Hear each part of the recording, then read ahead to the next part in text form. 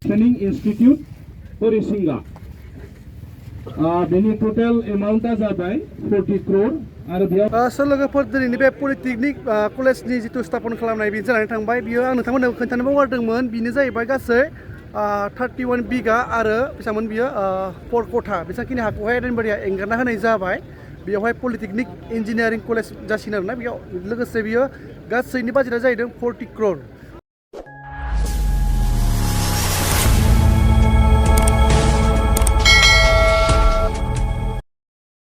खुलुमबाय रायजो राजा नोंथांमोननिसिम मोनसे इम्पर्टेन्ट भिडिअ लानानै फैदों बेनो जाहैबाय उदालगुरिनि सिङाव थानाय एडेनबारि गामियावहाय मोनसे पलिटेकनिक कलेज गायसननो थांगासिनो बेवहाय दिनै सफैनो हादों मानगोनांसि हाग्रामा सार आरो लोगोसे रिहन ट्रेडिप रिंजय बहुत माने गोबां मानसिफोर सफैनो हादों नै दिनै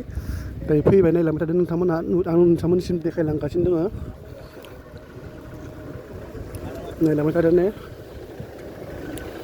सारनि गारि मोनाफोर सफैजोब्बाय नायलांबाय थादों ने साराबो सफैबाय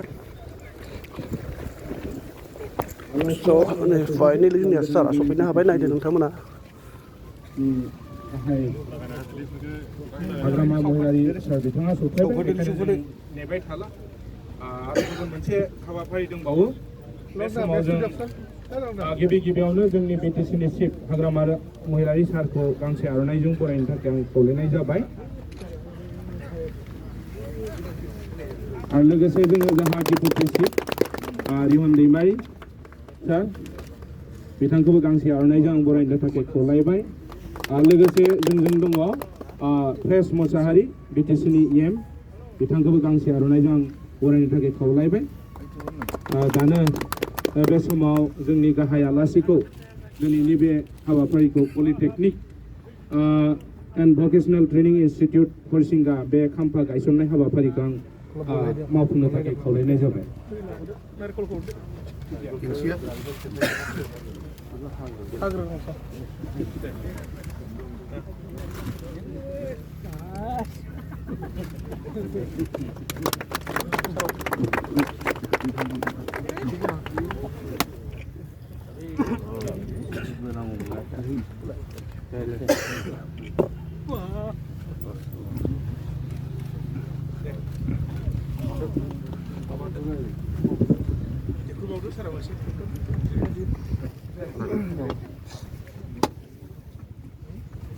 গতিকে তেখেতসকলক আগলৈ আহি সম্বৰ্ধনা জনোৱাৰ লগতে এটা মেমৰেণ্ডাম দিবৰ কাৰণে অনুৰোধ জনাইছোঁ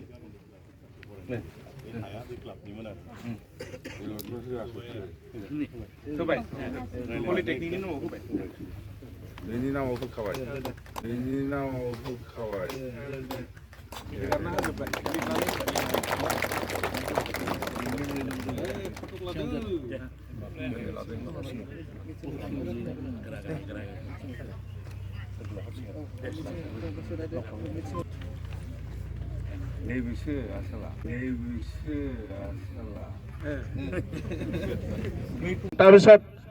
মিছলেনিয়াছ ৱৰ্কছ হ'ব এই সকলোবোৰ যিটো প্ৰভিজন আছে সেইটো 40 crore সম্পূৰ্ণ হ'ব এইখিনি মই আপোনালোকক জ্ঞাতাৰ্থে জনালো মই এই সময়ত আমাৰ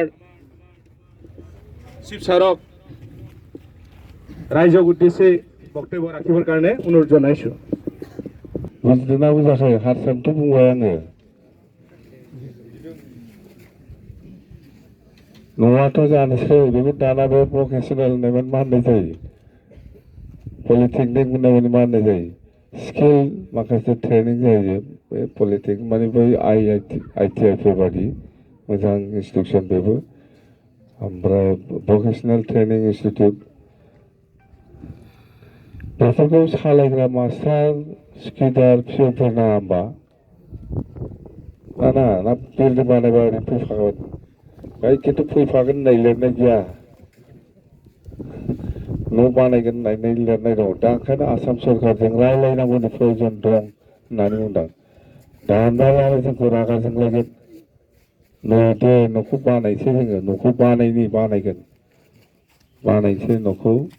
सेंसन जाबाय जिहेतु बानायगोन दाना बेखौ सालायनो थाखाय माखासे अफिसियेल्सफोरनि दरखार दङ स्टाफफोरनि दरखार दं नङा होमबा बेखौ जोङो आसाम सरकार बा भारत सरकारजों रायलायनांगौनि एकदम प्रयजनथार आरो खालामथारनांगोन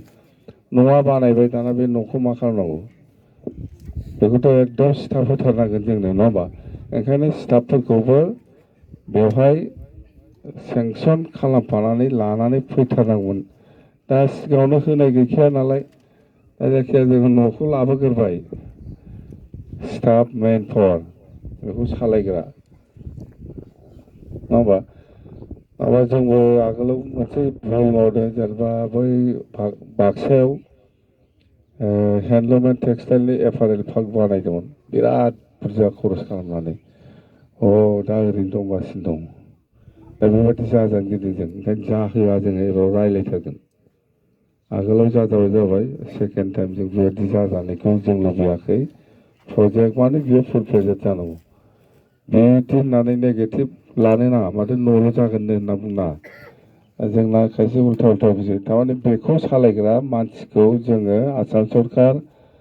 आरो भारत सरकारजों रायलायनांगौनि प्रयजन दंबावो होनना बुंदों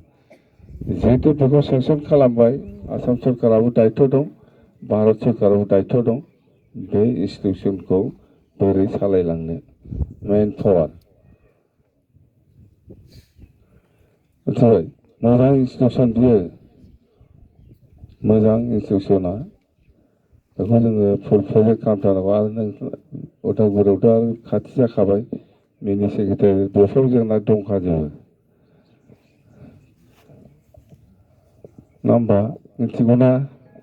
मिनि सेक्रेटारि होननायखौ बै क'क्राझाराव थांनांलाब्रा बेहाय जाजोबसिगोन दाना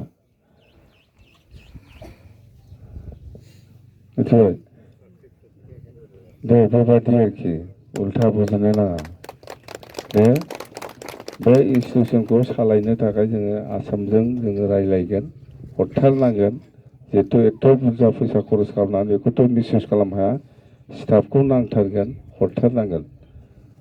भारत सरकाराबो दायित्व दं भारत सरकारजोंबो जों रायलायगोन जिहेतु बिथांमोना बे न'खौ बानायनो थाखाय फैसा हरबाय भारत सरकार आरो आसाम सरकारा न'खौ बानायनो फैसा हरबायबा बेखौ सालायनोबो मानसि हरनांगोन इन्स्टिटिउसनखौ सालायनो नङा होमबा खोथाया बेनो जागोन खिन्थु जोङो एप्रच खालामनांगोन ओरैनो न' बानायनानै सिरि थाबा जानाय नङा बेयो जाहैबाय जोंनि दायित्व जोङो मावनांगोन बास नङा होमबा बेखौ खोन्थानाय जाबाय ओमफ्राय दसे उनावथ' उदालगुरियाव माबा मुख्यमन्त्रि महिला उद्यमिता प्रग्राम दङ मोनाखै महिलाफ्रा जोंना माखासे मोनाखै होनदां ना जायाखै ইয়াং এমেচাৰ ক্লাবৰ সকলো কৰ্মকৰ্তাসকলক মই ধন্যবাদ জ্ঞাপন কৰিছোঁ এই অনুষ্ঠানৰ কাৰণে মাতি দান দিয়াৰ বাবে আমি পিছৰ পৰ্যায়ত যিখিনি পাৰোঁ আপোনালোকক সহায় কৰিবৰ কাৰণে চেষ্টা কৰিম গতিকে সকলোকে আকৌ এবাৰ ধন্যবাদ জনাই আজিৰ এই কাৰ্যসূচী ইয়াতে সমাপ্ত হোৱা বুলি মই ঘোষণা কৰিলোঁ ধন্যবাদ लोगोफोर दिनैनि बे पलिटेकनिक कलेजनि जिथु स्थापन खालामनाय बे जानानै थांबाय बियो आं नोंथांमोननो खोन्थानो बावगारदोंमोन बेनो जाहैबाय गासै 31 बिगा आरो बेसेबांमोन बियो 4 कथा बेसेबांखिनि हाखौहाय एडेनबारिया एंगारना होनाय जाबाय बेयावहाय पलिटेकनिक इन्जिनियारिं कलेज जासिगोन आरोना बेयाव लोगोसे बियो गासैनि बाजेटआ जाहैदों 40 crore स' नोंथांमोननो बे स्थापन खालामनाय खाम्फाखौबो देखायनो थांगासिनो नोंथांमोना नायनो हागोन ओरैहाय नै बेयाव लिरनाय दंजोबो दै सोरनि सोरनि मुङा बेयावनो रोखायै दंजोबो नोंथांमोना नायलांबाय थाबानो जाबाय नै